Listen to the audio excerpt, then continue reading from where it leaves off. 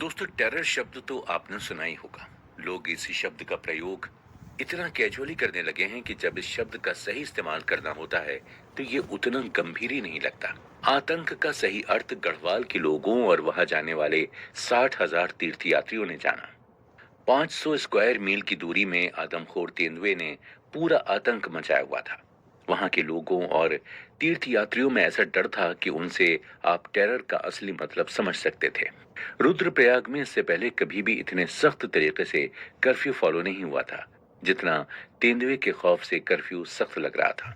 जिन सड़कों पर लोग नहीं दिख रहे थे, आम दिनों में वहां लोगों की काफी चहल पहल रहती थी। लोग मीलों दूर अपने काम से अकेले भी सड़कों से जाया करते थे। महिलाएं जानवरों के चारे के लिए घास काटने पहाड़ों तक चली जाती थीं। बच्चे स्कूल जाते थे और कभी कभी सूखी लकड़ियों को इकट्ठा करने बाहर जाते थे। वहीं जब गर्मियों का मौसम होता था तो तमाम तीर्थयात्री बद्रीनाथ और केदारनाथ के मंदिरों के दर्शन के लिए जाते थे। पर आदमखोर तेंदुओं के डर से ये माहौल बिल्कुल बदल गया था। जो लोग काम से बाजार या कहीं बाहर गए होते थे, उन्हें सही सलामत घर पहुंचने की चिंता लगी रहती थी। जो महिलाएं चारे के लिए घास काटने जाती थीं, इस समय आदमखोर के डर से वो भी सोचती थीं कि कितनी ज्यादा घास घर ले आई जाए, जिससे कुछ दिन बाहर ना निकलना पड़े। जो बच्चे पहले स्कूल जाते थे और लौटते वक्त थोड़ा लेट आते थे या फिर सूखी लकड़ियों को इकट्ठा करने चले जाते थे, उनकी माताओं को चिंता होने लगती थी और वो अपने बच्चों को किसी भी काम के लिए बाहर नहीं भेजना चाहती थी।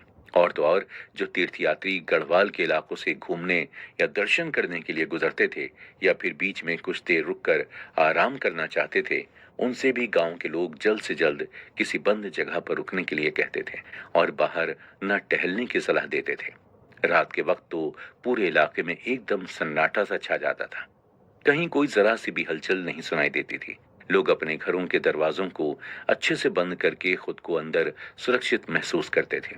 यहाँ तक कि कुछ लोग इतने डरे हुए थे कि वो अपने घरों में और मजबूत दरवाजे लगवा रहे थे। यहाँ तक कि जो तीर्थयात्री वहां किसी लोकल के घरों में जगह नहीं पाते थे तो उन्हें भी तीर्थ स्थलों में एक साथ रखा जाता था। तेंदुए के आने के डर से कोई भी किसी भी तरह के शोर शराबे से बचता था। गढ़वाल के लोगों में जो डर 8 साल तक बना रहा, वो असली आतंक था। अब हम आपको इस आतंक से जुड़े कुछ और किस्से बताते हैं। गढ़वाल का एक अमीर शख्स था और वहां पर उसकी 40 बकरियां थीं और उनकी जिम्मेदारी उस व्यक्ति ने एक अनाथ बच्चे को दी थी जिसकी उम्र सिर्फ 14 साल थी। वो बकरियों को चराकर जब घर आता था तभी उसे खाना मिलता था और खाने के बाद उनका मालिक उस लड़के को उन्हीं बकरियों के साथ एक कमरे में बंद कर देता था। बकरियों का कमरा सबसे नीचे के फ्लोर पर जस्ट मालिक के कमरे के नीचे था। लड़का बकरियों से खुद को बचाने के लिए और सोने के लिए कमरे के बाएं कोने को पकड़ लिया करता था और वहीं छुप कर सो जाया करता था। जब लड़का और बकरियां कमरे में बंद कर दी जाती थीं तो उनका मालिक एक लकड़ी के हत्थे को अलग से लगाता था जिससे दरवाजा खुले नहीं, और लड़का भी अंदर से सुरक्षा के लिए एक पत्थर को गेट से सटाकर रख दिया करता था। फिर भी एक दिन वह लड़का तेंदुए का शिकार हो गया और मारा गया। उसके मालिक ने बार बार सबसे यही कहा कि दरवाजा हमेशा की तरह ही पूरी सख्ती से बंद था और अंदर से लड़के ने भी पूरी मजबूती से दरवाजा बंद किया था। उन पर तेंदुए के पंजों के निशान थे। जाहिर है तेंदुए ने उस दरवाजे को जबरदस्ती खोला होगा। मालिक इस बात को मान रहा था कि किसी भी तरह के लकड़ी के हत्थे या कोई पत्थर हमारे लिए तो भारी हो सकते हैं, पर उस तेंदुए के लिए ये सब हटाना आसान रहा होगा। पर बात ये आती है कि जिस छोटे से कमरे में वो 40 बकरियां और लड़का बंद था, वहां तो पैर रखने की भी जगह नहीं थी। फिर भी वो तेंदुआ जैसे किस तरह से कमरे के बाएं कोने तक पहुंच गया। वो क्या बकरियों की पीठ पर चढ़कर गया होगा या फिर उनके नीचे से, क्योंकि जाहिर है कि इतनी सारी बकरियां उस समय उस कमरे में मौजूद थीं। बल्कि ये अंदाजा लगाना ज्यादा सही है कि जिस समय तेंदुआ दरवाजा खोलने के सारे प्रयास कर रहा था, उस समय लड़का सो रहा होगा और जो भी शोर हो रहा था, लड़का वो सब सुन ही ना पाया हो और बकरियां भी तब शोर मचा रही हों। तब तेंदुआ दरवाजा खोलकर कमरे में घुसा हो, पर फिर भी ये मानना पड़ेगा कि शायद लड़के ने किसी हेल्प के लिए आवाज भी ना लगाई हो और इस तरह वो लड़का जिस हादसे का शिकार हो गया, उसके बारे में मालिक को कोई खबर ही ना लगी हो। लड़के को मारने के बाद तेंदुए ने उस लाश को पहाड़ों पर ले जाकर छोड़ दिया था और सारी बकरियां कमरे से भाग गई थीं।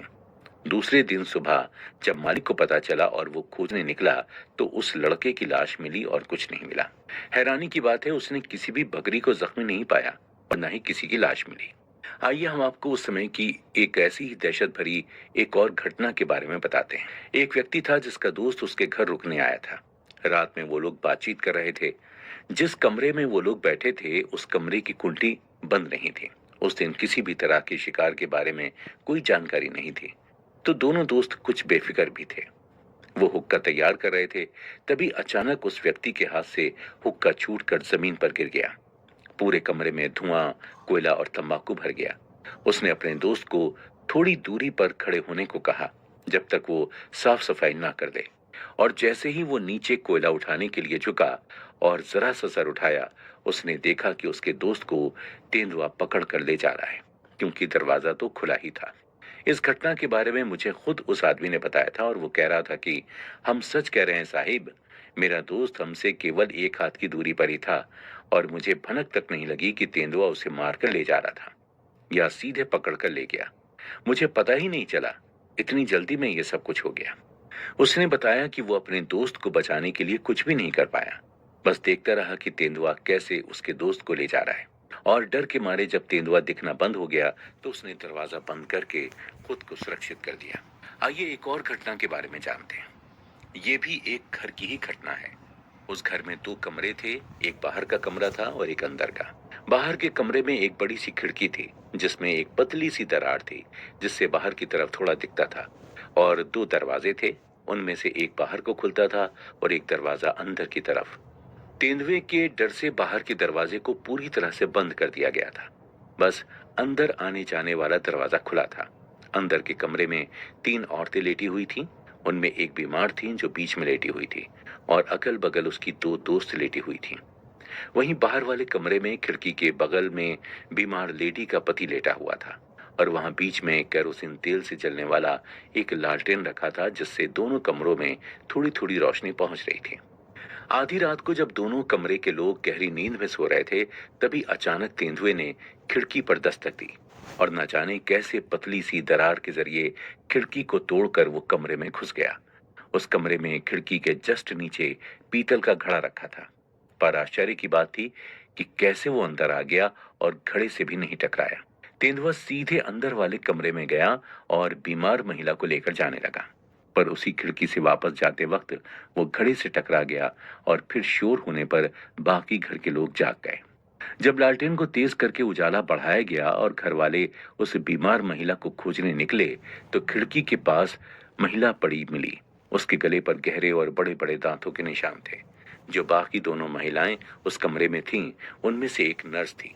उसने ही मुझको इस पूरी घटना के बारे में बताया था और बताते हुए बाद में उस महिला ने कहा कि जिस बीमार महिला को तेंदुआ उठाकर ले गया था वो इतनी ज्यादा बीमार थी कि कुछ ही दिनों में जिंदा नहीं रह पाती। ये महज हमारी किस्मत थी कि तेंदुए ने उसे